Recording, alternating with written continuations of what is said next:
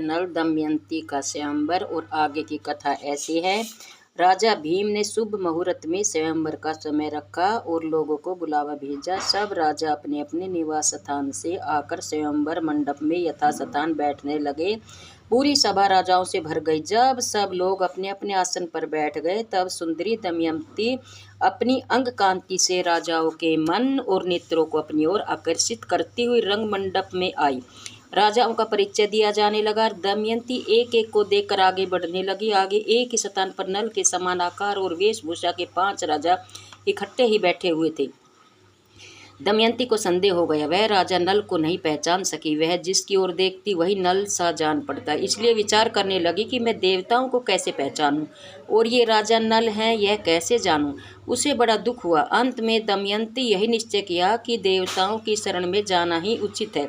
हाथ जोड़कर प्रणाम पूर्वक स्तुति करने लगी। देवताओं, हंसों के मुँह से नल का वर्णन सुनकर मैंने उन्हें पति रूप में वर्ण कर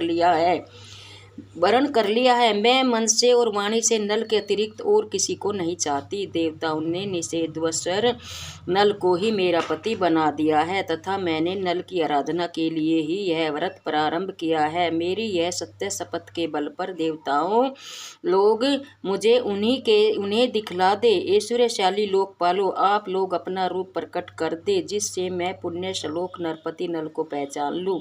देवताओं ने दमयंती का यह आर्त विलाप सुना। उसके दृढ़ निश्चय, सच्चे प्रेम, आत्म शुद्धि, बुद्धि, भक्ति और नल परायण को देखकर उन्होंने उसे ऐसी शक्ति दे दी जिससे वह देवता और मनुष्य का भेद समझ सके। दमयंती ने देखा कि देवताओं के शरीर पर पसीना नहीं है, पलकें गिरती नहीं है, उनके गले में पड़ी पुष्पमाला कुमलाई नहीं है, शरीर पर मैल नहीं है, वे सिंहासन पर स्थित हैं पर उनके पैर धरती को नहीं छूते और उनकी परछाई नहीं पड़ती। इधर नल के शरीर की छाया पड़ रही है, माला कुमला गई है, शरीर पर कुछ धूल और पसीना भी है, पलकें बार बार गिर रही है और धरती छूकर स्थित है। दमयंती ने इन लक्षणों से देवताओं और पुण्य श्लोक नल को पहचान लिया। फिर धर्म के अनुसार नल को वर्ण कर लिया। दमयंती ने कुछ सकुचाकर घूंघट काढ़ लिया और नल के गले में वरमाला डाल दी। देवता और महर्षि साधु साधु कहने लगे। राजाओं में हाहाकार मच गया। राजा नल ने आनंदित त्रेक से दमयंती का अभिनंदन किया। उन्होंने कहा, कल्याणी, तुमने देवताओं के सामने रहने पर भी उन्हें वर्ण न करके मुझे वर्ण किया है, इसलिए तुम मुझको प्रेम प्रायण पति समझना। मैं तुम्हारी बात मानूंगा। जब तक मेरे शरीर में प्राण रहेंगे तब तक मैं तुमसे प्रेम करता रहूँगा। यह मैं तुमसे शपथपूर्वक सत्य कहता हूँ। दोनों ने प्रेम से एक दूसरे का अभिनंदन करके इंद्र आदि देवताओं के शरण ग्रहण की। देवता भी बहुत प्रसन्न हुए। उन्होंने नल को 8 वर दिए।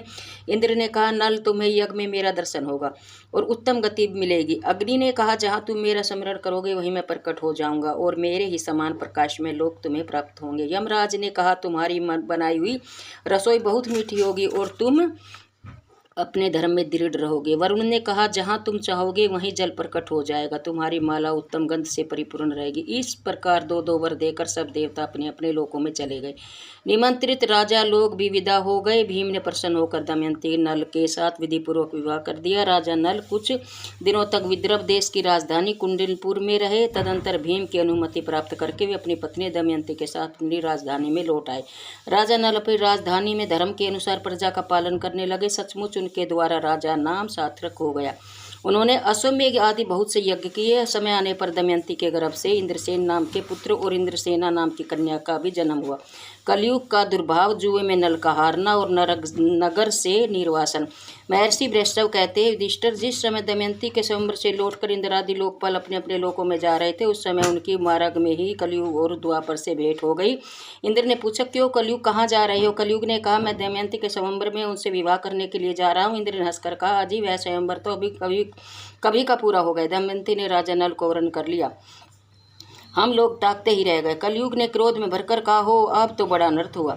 उसने देवताओं की अपेक्षा करके मनुष्य को अपनाया, इसलिए उसका दंड देना चाहिए। देवता ने कहा, दमयंती ने हमारी आज्ञा प्राप्त करके नल को वर्ण किया। वास्तव में नल सर्वगुण संपन्न और उसके योग्य है। वे समस्त धर्मों के मर्मज्ञ और सदाचारी। उन्होंने इतिहास पुराणों के सहित वेदों का अध्ययन किया है। वे धर्मासुर यज्ञ में देवताओं तृप्त करते हैं, कभी किसी को सताते नहीं, सत्यनिष्ठ और दृढ़ निश्चय है। उनकी चतुरता, धैर्य ज्ञान, तपस्या, पवित्रता, दम और शम लोकपालों के समान है। उनको शाप देना तो नरक की धधकती आग में गिरना है। यह कहकर देवता लोग चले गए। अब कलयुग ने द्वापर से कहा, भाई मैं अपने क्रोध को शांत नहीं कर सकता, इसलिए मैं नल के शरीर में निवास करूंगा, मैं उसे राजयुत कर दूंगा। तब वह दमयंती के साथ नहीं रह सकेगा, इसलिए तुम भी जुए के पासों में प्रवेश करके मेरी सहायता करना। द्वापर ने उसकी बात स्वीकार कर ली। द्वापर और कलयुग दोनों ही नल की राजधानी में आ बसे। 12 वर्ष तक वे इस बात की प्रतीक्षा में रहे कि नल में कोई दोष दिख जाए। एक दिन राजा नल संध्या के समय लघु संख्या से निवृत्त होकर पैर धोए बिना ही आचमन करके संध्या वंदना करने बैठ गया। वह पवित्र अवस्था को देखकर कलयुग उसके शरीर में प्रवेश कर गया। साथ ही दूसरा रूप धारण करके वह पुरुष के पास गया और बोला, तुम नल के साथ जुआ खेलो और मेरी सहायता से जुए में राजा नल को जीतकर निषेध देश का राज्य प्राप्त कर लो। पुष्कर उसकी बात स्वीकार करके नल के पास गए। द्वापर भी 500 के रूप धारण करके उनके साथ ही हो लिया। जब पुष्कर ने राजा नल से बार बार जुआ खेलने का आग्रह किया, तब राजा नल दंपत्ति के सामने अपने भाई की बार बार की ललकार को न सह सके। उन्होंने उसी समय पासे खेलने का निश्चय कर लिया। उस समय नल के शरीर से कलयुग घुसा हुआ था, इसीलिए राजा नल दाव में सोना चांदी रथ वाहन आदि से कुछ लगाते वह हार जाते। प्रजा और मंत्रियों ने बड़ी व्याकुलता के साथ राजा नल से मिलकर जुए को रोकना चाहा और आकर फाटक के सामने खड़े हो गए। उन्होंने अपनी प्राय जानकर द्वारपाल रानी दमयंती के पास गए और बोला कि आप महाराज से निवेदन कर दीजिए, आप धर्म और अर्थ के तत्वज्ञ हैं, आपकी सारी प्रजा आपका दुख सहन होने के कारण कार्यवश दरवाजे पर आकर खड़ी है। दमयंती स्वयं दुख के मारे दुर्बल और अचेत हुई जा रही थी। उसने आंखों में आंसू भरकर गदगद कंठ से महाराज के सामने निवेदन किया, स्वामिनी, नगर की राजभक्त प्रजा और मंत्रिमंडल के लोग आपसे मिलने आए हैं और ढोडी पर खड़े हैं, आप उनसे मिल लीजिए। परंतु नल कलयुग के आवेश होने के कारण कुछ भी न बोले। मंत्रिमंडल और प्रजा के लोग शोकग्रस्त होकर लौट आए। पुष्कर और नल में कई महीनों तक जुआ होता रहा। राजा नल बार बार हारते गए। राजा नल जुए में जो पासे फेंकते बार बार उनके प्रतिकूल पड़ते। सारा दिन हाथ से निकल गया। जब दमयंती इस बात का पता चला, तब उसने बृहस्पति नाम की धाय के द्वारा राजा नल के सारथी वार्ष्णेय को बुलाया और उसने कहा कि सारथी, तुम राजा के प्रेम पात्र हो। अब यह बात तुमसे छिपी नहीं है कि महाराज बड़े संकट में पड़ गए हैं, इसलिए तुम घोड़ों और रथ को जोड़ लो और मेरे दोनों बच्चों को रथ में बैठाकर कुंडली नगर में ले जाओ। मेरे पियर, तुम रथ और घोड़ों को वहीं छोड़ देना, तुम्हारी इच्छा हो तो वहीं रहना, नहीं तो कहीं दूसरी जगह चले जाना। सारथी ने दमयंती के कथन मंत्रियों से सलाह करके बच्चों को कुटिलपुर में पहुंचा दिया। रथ और घोड़े भी वहीं छोड़ दिए तथा उसे हम वहां से पैदल ही चलकर अयोध्या आप पहुंचे और वहां राजा ऋतुपर्ण के पास सारथी का काम करने लगे। वार्ष ने सारथी के चले जाने के बाद पुष्कर ने पासों को खेल में राजा नल का राज्य तथा धन ले लिया। उसने नल को संबोधन करके हंसते का और जुआ खेलोगे, परंतु तुम्हारे पास दाव पर लगाने के लिए है ही क्या? कुछ है ही नहीं। यदि तुम दमयंती को दाव पर लगाने के योग्य समझो तो फिर खेल लो। नल का हृदय फटने लगा। वे पुष्कर से कुछ भी न बोले।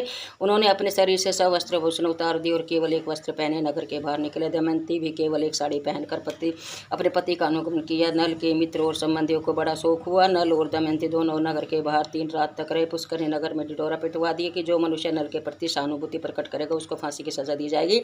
भय के हमारे नगर के लोग अपने राजा नल का सत्कार तक भी न कर सके। राजा नल 3 दिन रात तक अपने नगर के पास केवल पानी पीकर रहे। चौथे दिन उन्हें बड़ी भूख लगी। फिर दोनों फल मूल खाकर वहां से आगे बढ़े। एक दिन राजा नल ने देखा कि बहुत से पक्षी उसके पास ही बैठे, उनके पंख सोने के समान दमक रहे हैं। नल ने सोचा कि इनके पंख से कुछ धन मिलेगा। ऐसा सोचकर उसने पकड़ने के लिए नल के ऊपर अपना पहनने का वस्त्र डाल दिया। पक्षी उनका वस्त्र भी लेकर उड़ गए। अब नल नंगे होकर बड़ी दीनता के साथ मुंह नीचे करके खड़े हैं। पक्षियों ने कहा, दुर्बुद्धे, तू नगर से एक वस्त्र पहनकर निकला था, उसे देखकर हमें बड़ा दुख हुआ था। ले, अब हम तेरे शरीर का वस्त्र भी लिए जा रहे हैं। हम पक्षी नहीं है, जुए के पास से। नल ने दमयंती के पासों की बात कह दी।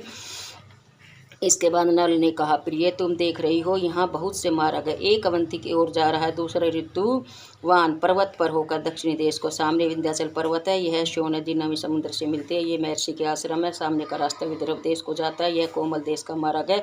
इस प्रकार राजा नल दुख और शोक से भरकर बड़ी सावधानी के साथ दमयंती को भिन्न भिन्न मार्ग और आश्रम बतलाते हैं। दमयंती की आंखें आंसू से भर गई। वह गदगद स्वर से कहने लगी, स्वामी आप क्या सोच रहे हैं? मेरे अंग शिथिल हो रहे हैं और मेरा हृदय उद्विग्न हो रहा है। आपका राज्य गया, धन गया, आपके शरीर के वस्त्र नहीं रहा, आप थके मादे तथा भूखे प्यासे। क्या मैं आपको इस निर्जल वन में छोड़कर अकेले कहीं जा सकती हूँ? मैं आपके साथ रहकर आपका दुख दूर करूंगी। दुख के अवसर पर पत्नी पुरुष के लिए औषध है, वह धैर्य देकर पति के दुख को कम करती है। यह बात वैद्य स्वीकार करते। नल ने कहा, प्रिय, तुम्हारा कहना कठिन है। पत्नी मित्र है, पत्नी औषध है, परंतु मैं तो तुम्हारा त्याग करना नहीं चाहता। तुम ऐसा संदेह क्यों कर रही हो? दमयंती बोली, आप मुझे छोड़ना नहीं चाहते, परंतु विदर्भ देश का मार्ग क्यों बतला रहे हो? मुझे निश्चय कि आप मेरा त्याग नहीं कर सकते, फिर भी इस समय आपका मन उल्टा हो गया, इसलिए मेरी शंका करती हूँ। आपके मार्ग बताने का मेरा मन दुखता है। यदि आप मुझे मेरे पिता या किसी संबंधी के घर भेजना चाहते हैं तो ठीक है, हम दोनों साथ साथ ही चलेंगे। मेरे पिता आपका सत्कार करेंगे, आप वहीं सुख से रहिएगा। नल ने कहा, प्रिय, तुम्हारे पिता राजा है और मैं भी कभी राजा था। इस समय में संकट पड़कर उनके पास नहीं जाऊंगा। राजा नल दमयंती को समझाने लगे। तदंतर दोनों एक ही वस्त्र से शरीर ढककर वन के इधर उधर घूमते रहे। भूख प्यासे व्याकुल हो दोनों एक धर्मशाला में आए और ठहर गए। नल दमयंती को त्यागना, दमयंती को संकटों में बचते हुए दिव्य ऋषियों के दर्शन और राजा सभाओं के महल में निवास। वैसे जी कहते युधिष्ठिर, उस समय राजा नल शरीर पर वस्त्र नहीं था तो वो क्या धरती पर बिछोने के लिए एक चटाई भी नहीं थी। शरीर धूल से लथपथ हो रहा था, भूख प्यासे पीड़ा लगी थी। राजा नल जमीन पर सो गए। दंपति के जीवन में भी कभी ऐसी परिस्थिति नहीं आई थी। वह सुकुमारी भी वहीं सो गई। दमयंती के सो जाने पर राजा नल की नींद टूटी। सच्ची बात तो यह है कि वे दुख और शोक से अधिकता के कारण सुख की नींद नहीं सो सकते थे। आँख के खुलने पर उनके सामने राज्य के छिन जाने के, सगे संबंधी छूटने और पक्षियों के वस्त्र में उड़ जाने का दृश्य एक एक करके आने लगा। वे सोचने लगे, दमयंती मुझ पर बड़ा प्रेम करती है, प्रेम के कारण ही वह इतना दुख हो रही है।